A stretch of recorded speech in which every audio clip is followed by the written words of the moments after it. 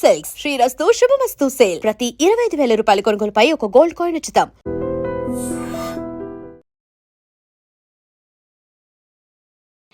నమస్కారం అండి, నేను డాక్టర్ మొహమ్మద్ శ్రీనివాస్ మాట్లాడుతున్నానండి. ఈ మధ్య గత 4-5 రోజులుగా హైదరాబాదులో కొత్త రకమైన జ్వరం బయలుదేరిందని, దాంతో అతి ప్రమాదకరమైన జ్వరం అని, దాంతో ప్రాణాపాయం ఉందని, ప్రాణాలు పోతున్నాయని ఇత్యాది ఇంటర్నెట్లో మన యూట్యూబ్ వీడియోల్లో ఇట్లా చాలామంది చాలా వీడియోలు పెట్టడం జరుగుతుంది. సో దీంట్లో నిజానిజాలు ఎంత అని కనుక్కునే ప్రయత్నంగా ఈ వీడియో నేను రికార్డ్ చేస్తున్నాను. సో ఈ కొత్త జ్వరం అని చెప్తున్నది, దాని పేరు స్క్రబ్ టైఫస్ అనేటటువంటి ఒక జబ్బు. ఇది ఒక అంటువ్యాధి. సో మామూలుగా జ్వరం వస్తూ ఉంటుంది.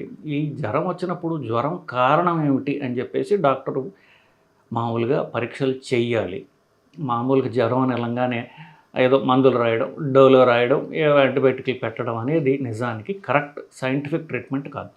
సో ఈ జ్వరం ఎందుకు వచ్చింది, జ్వరం రావడానికి మామూలు సర్ది, జలుబు కావచ్చు, క్యాన్సర్ కావచ్చు, మధ్యలో ఒక 20-30 కారణాలు ఉండొచ్చు. దానికి ఒక ఇన్ఫెక్షన్ కావచ్చు, లేకపోతే నేను చెప్పినట్టుగా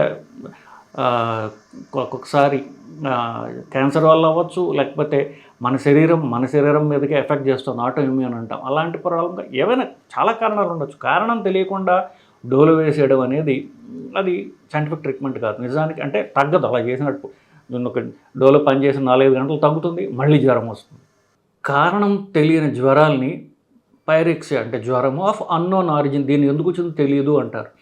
అలాంటి యూజువల్గా మనకి తారసపడనటువంటి జ్వరాలు ఏవైతే దాంట్లో ఈ స్క్రబ్ టైఫస్ ఒకటి. ఇది మామూలుగా భారతదేశంలో అంత కామన్ కాదు. వచ్చే జ్వరాల్లో 10-20% మధ్యలో ఎక్కువ వస్తూ ఉంటుంది. అన్నిటికంటే అధికంగా తమిళనాడులో ఉంటే ఇట్లాంటి జ్వరాల్లో 20% జ్వరాల్లో ఈ స్క్రబ్ టైఫస్ ఉండడం అనేది వాళ్ళు గమనించారు. సో నేను చెప్పినట్టుగా 80% మందిలో ఉండదు, 20% మందిలో ఉంటుంది. ఇంకా కొంచెం డెవలప్డ్ స్టేట్స్లో అనుకోండి ఇంకా తక్కువ ఉండే అవకాశం ఉంది. బేసికలీ ఇది ఒక క్రిమి ద్వారా వస్తుంది. ఓరియంటాలిస్ సూసుగాముషి అనేది ఒక జపనీస్ పదం, ఎందుకంటే అక్కడ ఫస్ట్ కనుక్కున్నారు కాబట్టి. ఒక క్రిమి ద్వారా ఈ జ్వరం వస్తుంది. ఆ క్రిమి మామూలుగా మనుషుల్లో ఉండదు కాబట్టే 20% ఉంటుంది జ్వరం. ఆ క్రిమి మామూలుగా ఎలుకల్లో, పొలాల్లో ఉండేటటువంటి ఎలుకల్లో, పీతల్లో అట్లాంటి వాటికి కొట్టే జ్వరం. సో ఈ ఒక ఎలుక నుంచి ఇంకో ఎలుకకి ఒక చిన్న కీటకం ఉంటుంది, ఒక మన నల్లి లాంటిది, మచ్చలు ఉంటుంది చూసారా, నల్లి లాంటి కీటకం ఒకటి ఉంటుంది. అది ఒక జంతువు నుంచి ఇంకో జంతువుకి అది అంటే ఒక జంతువుని కొట్టి ఆ రక్తం పీల్చుకుని ఇంకొక జంతువుని కొడుతుంది. అప్పుడు దీంట్లోంచి ఆ క్రిమి ఇంకొక జంతువుకి వెళ్తూ ఉంటుంది. ఒక్కొక్కసారి పొలాల్లో, మట్టిలో, లేకపోతే ఎక్కువ చెట్ల మధ్యన పనిచేసే మనుషులు ఎవరైతే ఉంటారో వాళ్ళు అంత చూసుకోకుండా బేర్ హ్యాండ్స్తో కానీ కాళ్ళతో నడుస్తున్నప్పుడు, అంటే చెప్పులు కానీ షూస్ కానీ వేసుకోకుండా పని చేస్తున్నప్పుడు ఈ కీటకం కొట్టచ్చు వాళ్ళని. ఈ పురుగు కాళ్ళ మీద కానీ చేతి మీద, శరీరం ఎక్కడైతే అక్కడ కవర్డ్గా లేని చోట అది కనుక కరిచిందనుకోండి, అప్పుడు ఆ పురుగులో ఉన్నటువంటి ఈ క్రిమి వల్ల మనుషులకు జ్వరం వస్తుంది. నేను చెప్పినట్టుగా పొలాల్లో లేకపోతే ఎక్కువ చెట్ల మధ్యన పనిచేసేటటువంటి మనుషులకి ఇది కామన్గా సోకేటటువంటి జ్వరం. సో దానికి కారణం చెప్పాను కదా, ఈ పురుగు కుట్టడం వల్ల వచ్చేది. ఎక్కడైతే పురుగు కుట్టిందో అక్కడ చర్మం నల్లగా అయిపోతుంది అనమాట. సో ఈ నలుపు రంగులో ఉన్నటువంటిది ఎక్కడన్నా మనకు కనిపిస్తున్నట్లయితే డాక్టర్లకి, ఓహో ఈ పురుగు కుట్టినటువంటి నల్లి లాంటి పురుగు, ఇది చిగ్గర్స్ అంటారు ఇంగ్లీష్లో, ఇది కుట్టడం వల్ల వచ్చింది. సో కాబట్టి ఈ జ్వరం ఇట్లా స్క్రబ్ టైఫస్ కావచ్చు అనేటటువంటి డాక్టర్లు అనుమానించే అవకాశం ఉంది. సో ఆఫ్కోర్స్ ఇది జ్వరం వచ్చిన తర్వాత మామూలుగా ఇది చలి, ఇప్పుడు నీళ్ళు ఎక్కువ ఉంటే ఈ పురుగులు ఉంటాయి. సో నీళ్ళు ఎప్పుడు ఎక్కువ ఉంటాయి, వానాకాలంలో ఎక్కువ ఉంటాయి. వానాకాలం తర్వాత వానాకాలం వర్షాలు ఉన్నంతకాలం, కొంత చలికాలం ఉన్నంత నవంబర్ దాకా ఎప్పుడైతే వర్షాలు ఎక్కువ ఉంటాయో అప్పుడు ఎక్కువగా వచ్చేటటువంటి జ్వరం ఇది. సో హైదరాబాద్లో 17 కేసులు రిపోర్ట్ అయినాయని చెప్పేసి న్యూస్ ఐటమ్స్ రావడం జరుగుతుంది. సో ఇది మనకు కామన్గా రాదు కాబట్టి డాక్టర్లు మిస్ అయ్యే అవకాశం ఉంది. అందువల్ల దీని ఇంపార్టెన్స్ ఉంది. ఇంకా ఇంపార్టెన్స్ ఏంటో ఫస్ట్ రోగ లక్షణాల గురించి మాట్లాడితే మామూలుగా చలికాలంలో వచ్చేటటువంటి లేదా వానాకాలంలో వచ్చేటటువంటి వైరస్ జ్వరాల రోగ లక్షణాలు ఎట్లా ఉంటాయో ఈ రోగ లక్షణాలు కూడా అలాగే ఉంటాయి. జలుబు రావడం, దగ్గు, గొంతు నొప్పి, జ్వరం ఉండడం, సో ఆ జ్వరంతో పాటుగా కొంచెం గొంతులో గడ్డల్లాగా రావడం, సో తలనొప్పి రావడం. జనరల్గా వైరల్ ఫీవర్ ఎట్లా ఉంటుందో ఇది కూడా అట్లాగే ఉంటుంది, కానీ ఒక పట్టాన్ని తగ్గదు. వైరల్ ఫీవర్ 3 రోజులు పోతుంది కదా, ఇది తగ్గదు. అప్పుడు డాక్టర్ దగ్గరికి వెళ్ళడం జరుగుతుంది. డాక్టర్లు అన్ని పరీక్షలు చేస్తారు, మామూలు గుండె పరీక్షలు చేస్తారు. దొరక్కపోయేసరికి ఇది ఏంటా అనుకుంటారు. ఈ రోగం ఈ వీడియో చేయడానికి కారణం ఏంటంటే ఇది ఒక పాసిబిలిటీ అని చెప్పేసి తెలియకపోయినా, లేకపోతే పాదాల మీద ఎక్కడో ఉంటుందో అది కుట్టినటువంటి ఆ స్కిన్ మార్క్ అది డాక్టర్లు మిస్ అయినా ఇది ప్రాణాంతకమయ్యే అవకాశం ఉంటుంది. మందులు ఇస్తే పూర్తిగా రికవర్ కావచ్చు. ఈ ప్రాబ్లం ఉందని తెలిసిన డాక్టర్కి సస్పెషన్ ఉండాలి. ఈ స్క్రబ్ టైఫస్ కావచ్చు, ఎందుకంటే స్కిన్ మీద అది ఉంది. లేకపోతే కాళ్ళు చేతులు పరీక్షించి చూడాలి, ఈ ఈ కీటకం ఈ పురుగు కుట్టినటువంటి మార్క్ ఏమైనా ఉందా అని.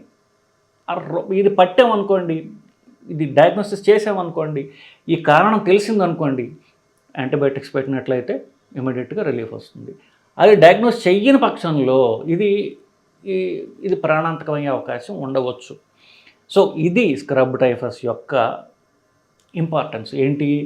ఈ యొక్క ఎంటిటీ అనేది ఉంది. 20% మందు 80% మందులు ఉండదు, 20% మందులు ఇది ఉండొచ్చు అని చెప్పేసి కనుక పేషెంట్కి ఎందుకు పేషెంట్ జ్వరం రాగానే వాళ్ళు ఈ మొక్కల్లో పనిచేసే వాళ్ళైతే కాళ్ళ మీద కానీ చేతుల మీద కానీ నల్ల మరక వచ్చిందా, వచ్చినట్టు డాక్టర్ చూపించాలి. డాక్టర్ మిస్ అయ్యే అవకాశం ఉంది కాబట్టి.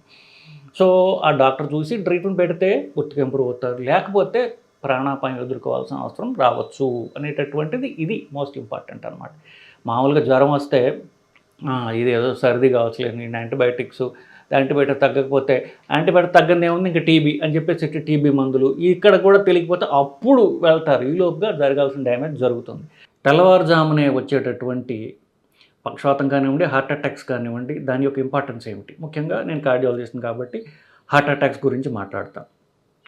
హార్ట్ అటాక్స్ అనేవి తెల్లవారుజామున రావచ్చా, లేదా తెల్లవారుజామున ఎక్కువగా చూస్తూ ఉంటామా అంటే కొంతవరకు అవుననే చెప్పాలి. ఎందువల్లంటే శరీరము మన లైఫ్ ఏదైతే ఉందో ఈ భూమి మీద ఉన్నటువంటి జీవం ఏదైతే ఉందో అదంతా కూడా సూర్యుడికి అంటే సూర్యరశ్మికి అది ట్యూన్ అయి ఉంటుంది. సో ఎలాగైతే అంటారు, మనకు కవులు చెప్తారు కదా, సూర్యరశ్మి రాగానే ఎలా కమలాలు వికసించుకోవు, జీవితం మొత్తం లైఫ్ అంతా కూడా వికసించుతుంది. బేసికలీ పొద్దున్న రాగానే అందరు నిద్రలేస్తారు, తన పనులు యాక్టివ్గా చేస్తారు. అప్పుడైతే సూర్యరశ్మి పోయిందో అందరూ కూడా లైఫ్ అంతా షట్ డౌన్ అవుతుంది. సో మన లైఫ్, మన బాడీ క్లాక్ ఏదైతే ఉందో శరీరంలో, అది పొద్దున్న మీరు కావాలని నిద్ర లేవరు కదా, నిద్ర మీకు మెలకువ వస్తుంది, ఒక టైంలో మెలకువ వస్తుంది, మీరు దాన్ని ప్రోగ్రామ్ చేసుకోవచ్చు. అంటే రోజు ఒక టైంలో నిద్ర లేస్తుంటే ఆటోమేటిక్ శరీరానికి అలర్ట్ అవుతుంది. దీన్ని బయోలాజికల్ క్లాక్ లేదా బాడీ క్లాక్ అంటారు. మీ ఊపిరి మీరు తీయట్లేదుగా, మీ గుండె మీరు కొట్టుకోవట్లేదుగా, మీరు నోట్లో ఉంచి పొట్టలోకి అన్నం లేకపోతే తిండి పాడేస్తుంటే అరిగించుకునే పని శరీరం చేసుకుంటుంది, మనం కావాలని చేయట్లేదు కదా. అట్లాగే రకరకాల ఫంక్షన్స్, బాడీ ఫంక్షన్స్ అన్నీ కూడా శరీరానికి ఒక ఇంటెలిజెన్స్ ఉంటుంది, శరీరానికి ఒక క్లాక్ ఉంటుంది, అది దాని పని అది చేసుకుంటూ పోతూ ఉంటుంది. ఈ శరీరంలో ఉన్నటువంటి గడియారం ఏదైతే ఉందో, క్లాక్ ఏదైతే ఉందో, అది ఎర్లీ మార్నింగ్కి సెట్ చేయబడుతుంది. మార్నింగ్ 5 o'clock 6 o'clockకి సెట్ చేయబడుతుంది. సో మనిషిని నిద్ర లేపే క్రమంలో ఎర్లీ మార్నింగ్ మనం యాక్చువల్గా నిద్ర లేచేదానికి 1 గంట ముందే, మీరు 6ంటికి నిద్రలేస్తారనుకోండి, 5ంటికల్లా బీపీ పెరగడం స్టార్ట్ అవుతుంది. రాత్రి పడుకున్నప్పుడు శరీరం రెస్ట్ తీసుకుంటుంది. శరీరం అంటే శరీరం అవయవాలు రెస్ట్ తీసుకుంటాయి. మెదడు, గుండె, కిడ్నీ ఇవన్నీ కూడా. గుండె మామూలుగా 70 సార్లు కొట్టుకునేది నిమిషానికి, పగలు నిద్రపోతుంటే 40 సార్లే కొట్టుకుంటుంది. అది మెల్లగా తగ్గించుకుని రెస్ట్ తీసుకుంటుంది అనమాట. ఎందుకు శరీరానికి అంత పని చేయాల్సిన అవసరం లేదు కాబట్టి అది రెస్ట్ నిరంతరము పనిచేసేటటువంటి అవయవాలు ఏవైతే ఉన్నాయో, మెదడు, గుండె ఇట్లాంటివి కాస్త రెస్ట్ తీసుకుంటాయి. అవి పొద్దున్న ఎర్లీ మార్నింగ్ 4 o'clock టైంలో 4 to 5 మధ్యలో బీపీ పెరుగుతుంది. బీపీ పెరిగి అప్పుడు ఆటోమేటిక్గా మెదడుకి రక్త ప్రసారం పెరిగి అది మేల్కుంటుంది అన్నమాట. బేసికలీ ఆల్రెడీ బీపీ జబ్బు ఉన్న వాళ్ళకి ఈ బీపీ పెరుగుదల మామూలు కంటే ఇంకా ఎక్కువగా పెరుగుతుంది. సో ఒక్కొక్కసారి శరీరంలో ఉన్నటువంటి మెదడు, గుండెలో ఉన్న రక్తనాళాలు ఆల్రెడీ డ్యామేజ్గా ఉన్నట్లయితే ఈ అధిక బీపీ, సడన్గా బీపీ పెరగడం వల్ల అవి డ్యామేజ్ అయ్యి దాంట్లో రక్తం గడ్డ రావచ్చు. దీన్నే హార్ట్ అటాక్ లేదా బ్రెయిన్ అటాక్. బ్రెయిన్ అటాక్ అని పెరాలసిస్ అంటారు, స్ట్రోక్ అంటారు.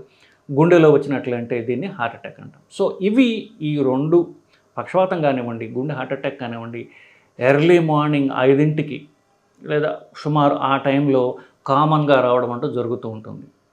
ఇది బాగానే ఉందయ్యా, మాకెందుకు ఇవన్నీ? ఎందుకంటే కొంతమంది ముందు రోజు రాత్రి ఏదో భోజనం చేసి లేదా ముందుకు డ్రింక్ తీసుకుని పార్టీ చేసి ఉండొచ్చు. పొద్దున్నే లేవగానే వాళ్ళకి ఛాతీ మధ్యలో నొప్పిగా ఉంది, లేకపోతే కడుపు పై భాగంలో మంటగా ఉంది. ఇది నేను ఆల్కహాల్ తీసుకున్నాను కదా, ఆ మంటే అనుకుని వాళ్ళు అట్లాగే దాన్ని పట్టించుకోకుండా విస్మరించి ఇంట్లో రెస్ట్, ఇంకా ఏముందిలే కాస్త గ్యాస్ మంట కావచ్చు, కాసేపు ఇంకా పడుకుంటే తగ్గిపోతుంది, లేదా మంచినీళ్ళు తాగుదాం, ఇట్లాంటి చిట్కా వైద్యాల ద్వారా వాళ్ళు దాన్ని అశ్రద్ధ చేయడం అవుతుంది. కొన్నిసార్లు ప్రాణాపాయం కూడా సంభవిస్తుంది. ఎందుకంటే హార్ట్ అటాక్ నొప్పి కాబట్టి. సో మీకు మళ్ళీ గుర్తు చేయాలంటే పొట్ట పైభాగం నుంచి ఛాతీ మధ్య భాగంలో పైదాకా ఆల్మోస్ట్ దవడ దాకా వచ్చేది గుండె నొప్పి అయ్యే అవకాశం ఉంటుంది. అది ఎప్పుడు వచ్చినా సరే వెంటనే ఒక ఈసీజీ తీసుకోవడం అనేది అవసరం. శరీరం మధ్య భాగంలో వచ్చి అది ఎడం పక్కకు వెళ్ళవచ్చు, ఎడమ చెయ్యికి ఎడం భుజానికి వెళ్ళవచ్చు, గుండె ఇది కింద దవడ కూడా పోవచ్చు. ఇట్లాంటి నొప్పి వచ్చినప్పుడు మీరు నేను డ్రింక్ తీసుకుని ఉన్నాను ఇట్లాంటివి అనుకోకుండా, ఎస్పెషల్లీ ఎవరైతే షుగర్ ఉంటుందో, సిగరెట్ అలవాటు ఉంటుందో, ఫ్యామిలీ హిస్టరీలో 2 కంటే ఎక్కువ మందికి హార్ట్ అటాక్స్ వచ్చి ఉంటాయో, నొప్పి వచ్చినప్పుడు దాన్ని ఆలస్యం చేయకుండా వెంటనే కనీసం ఒక్క ఈసీజీ అంత 100 రూపాయలు ఉంటుంది ఎక్కడన్నా, ఒక్క ఈసీజీ తీసుకుని మీ డాక్టర్ దగ్గరికి వెళ్ళడమో లేకపోతే ఆయనకి వాట్సాప్లోనో దేనిలోనో పంపి ఇది నార్మలా లేదా అని కనుక్కోవడం అనేది చేసినట్లయితే మీరు ప్రాణాపాయం నుంచి మీరు బయటపడగలరు. హార్ట్ అటాక్ వచ్చినప్పుడు కానీ, పక్షవాతం వచ్చినప్పుడు కానీ త్వరగా దాన్ని ట్రీట్మెంట్ తీసుకోవడం ముఖ్యం. మీరు ఎంత డిలే చేస్తారో అంతసేపటికి గుండె అలాగే మెదడు కూడా డ్యామేజ్ అయిపోతుంటాయి.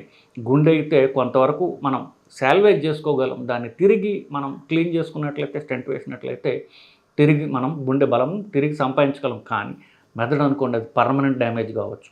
సో ఎర్లీ మార్నింగ్ వచ్చేటటువంటి సిమ్టమ్స్ ఛాతీ మధ్యలో మంట, పొట్ట పైభాగంలో మంట, దవడ నొప్పి ఇట్లాంటివి వచ్చినా, లేదా మాట తడబడుతూ ఉన్నా అంత తేలిగ్గా తీసుకోకండి, వెంటనే డాక్టర్ని సంప్రదించండి.